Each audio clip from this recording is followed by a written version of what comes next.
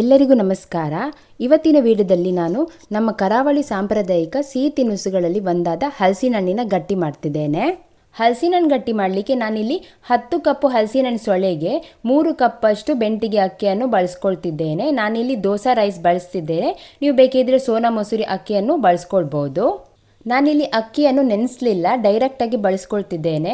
ಇದನ್ನು ಚೆನ್ನಾಗಿ ತೊಳೆದು ಬಳಸ್ಕೊಳ್ಬೇಕು. ನೀವೇನಾದರೂ ನೆನೆಸಿ ಮಾಡಿದರೆ ಬಂದ ಸ್ವಲ್ಪ ನೀರಾಗೋ ಚಾನ್ಸಸ್ ಇರ್ತದೆ. ಆದ್ದರಿಂದ ನೀವು ಡೈರೆಕ್ಟಾಗಿ ತೊಳೆದು ಬಳಸ್ಕೊಂಡ್ರೆ ಒಳ್ಳೆಯದು.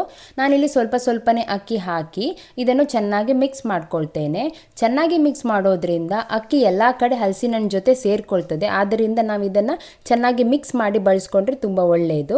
ಹಾಗೆ ನಾನಿಲ್ಲಿ ರುಚಿಗೆ ತಕ್ಕಷ್ಟು ಉಪ್ಪು ಹಾಗೆ ಸ್ವಲ್ಪ ಕಾಳು ಮೆಣಸನ್ನು ಹಾಕಿ ಅದನ್ನು ಸಹ ಚೆನ್ನಾಗಿ ಮಿಕ್ಸ್ ಮಾಡ್ಕೊಳ್ತೇನೆ.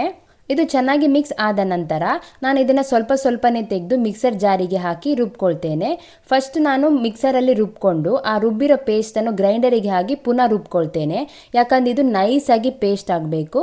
ಕೆಲವರು ತರಿತರಿಯಾಗಿ ಮಾಡ್ಕೊಳ್ತಾರೆ, ಬಟ್ ನಮ್ಮ ಮನೆಯಲ್ಲಿ ನೈಸಾಗಿ ರುಬ್ಬಿ ಮಾಡಿದ ಪೇಸ್ಟಲ್ಲೇ ನಾವು ಹಲಸಿನ ಹಣ್ಣು ಗಟ್ಟಿನ ಮಾಡ್ತೇವೆ. ಹಲಸಿನ ಹಣ್ಣಿನ ಬಂದ ಇವಾಗ ರೆಡಿ ಆಗಿದೆ. ಹಾಗೆ ನಾನಿಲ್ಲಿ ತೇಗದ ಎಲೆಯನ್ನು ಬಳಸ್ತಿದ್ದೇನೆ. ನಿಮಗೆ ತೇಗದ ಎಲೆ ಸಿಕ್ಕಿಲ್ಲ ಅಂದರೆ ನೀವು ಬಾಳೆ ಎಲೆ ಬಳಸ್ಕೊಂಡು ಮಾಡ್ಕೊಳ್ಬೋದು.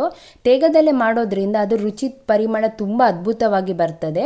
ಹಾಗೆ ನಮ್ಮ ಕಡೆಯಲ್ಲಿ ಜಾಸ್ತಿ ನಾವು ತೇಗದ ಎಲೆಯಲ್ಲೇ ಮಾಡ್ಕೊಳ್ತೇವೆ. ನಮಗೆ ತೇಗದ ಎಲೆ ಸಿಕ್ಕಿಲ್ಲ ಅಂದರೆ ಮಾತ್ರ ನಾವು ಬಾಳೆ ಎಲೆಯಲ್ಲಿ ಮಾಡ್ಕೊಳ್ಳೋದು.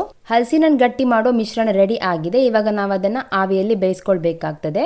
ನಾನು ಇವಾಗ ತೇಗದ ಎಲೆಗೆ ಸ್ವಲ್ಪನೇ ಬಂದವನ್ನು ಹಾಕಿ ವಿಡಿಯೋದಲ್ಲಿ ತೋರಿಸುವ ರೀತಿ ಇದನ್ನು ಫೋಲ್ಡ್ ಮಾಡ್ತಾ ಬರಬೇಕಾಗ್ತದೆ.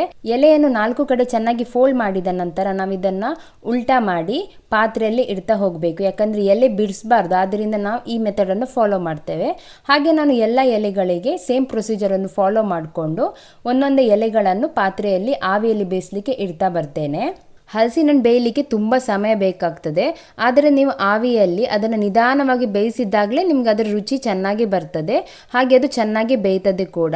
ನಮ್ಮ ಮನೆಯಲ್ಲಿ ನಾವು 1-3 ಗಂಟೆ ಹೊತ್ತು ಅದನ್ನು ಬೇಯಿಸ್ತೇವೆ. ಮುಂಚಿನ ಕಾಲದಲ್ಲಿ ನನ್ನ ಅಮ್ಮ ಹೇಳುವ ಹಾಗೆ ಒಂದು 5 ಗಂಟೆಗಳ ಕಾಲ ಅದನ್ನು ಬೇಯಿಸ್ತಿದ್ರಂತೆ. ಬಟ್ ಇವಾಗ ನಾವು 1-3 ಗಂಟೆ ಅಂತೂ ನಮ್ಮ ಮನೇಲಂತೂ ಖಂಡಿತವಾಗಿ ನಾವು ಬೇಯಿಸ್ತೇವೆ.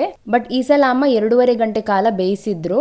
ಯೂಶುವಲ್ ಆಗಿ 1-3 ಗಂಟೆ ಬೇಯಿಸ್ತಾರೆ. ಬಟ್ ಈ ಸಲ ನಾನು ಅದನ್ನು ತುಂಬ ಟೈಮ್ ಸ್ಟೋರ್ ಮಾಡಬೇಕಂತ ಹೇಳಿದ್ದಕ್ಕೆ ಅವರು 2.5 ಗಂಟೆ ಕಾಲ ಬೇಯಿಸಿದ್ರು. ಇದು ತಣ್ಣಗಾದ ನಂತರ ನೀವು ಇದನ್ನು ಕತ್ತರಿಸಿ ತಿನ್ಬಹುದು. ಬಿಸಿ ಇದ್ದಾಗ ಅದು ಫುಲ್ ಅಂಟನ್ ಥರ ಆಗ್ತದೆ. ಆದ್ದರಿಂದ ಅದು ಫುಲ್ ತಣ್ಣಗಾದ ಮೇಲೆ ನಿಮಗೆ ಯಾವ ಶೇಪ್ ಬೇಕು ಆ ಶೇಪಲ್ಲಿ ಕಟ್ ಮಾಡಿ ಇದನ್ನು ತಿನ್ಬಹುದು. ನಮಗೆ ಅದು ಚಿಕನ್ ಸುಕ್ಕ ಜೊತೆ ತಿನ್ನಲಿಕ್ಕೆ ತುಂಬ ಇಷ್ಟ. ನಾವು ನಾನ್ ವೆಜಿಟೇರಿಯನ್ ಆಗಿರೋದ್ರಿಂದ ನಮಗೆ ಅದು ಕಾಂಬಿನೇಷನ್ ತುಂಬ ಇಷ್ಟ ಆಗ್ತದೆ. ನೀವೇನಾದರೂ ವೆಜಿಟೇರಿಯನ್ ಆಗಿದ್ದರೆ ಕೆಂಪು ಚಟ್ನಿ ಅಥವಾ ಜೇನುತುಪ್ಪ ಅಥವಾ ತುಪ್ಪ ಜೊತೆ ತಿನ್ನಲಿಕ್ಕೆ ಒಳ್ಳೆಯದಾಗ್ತದೆ.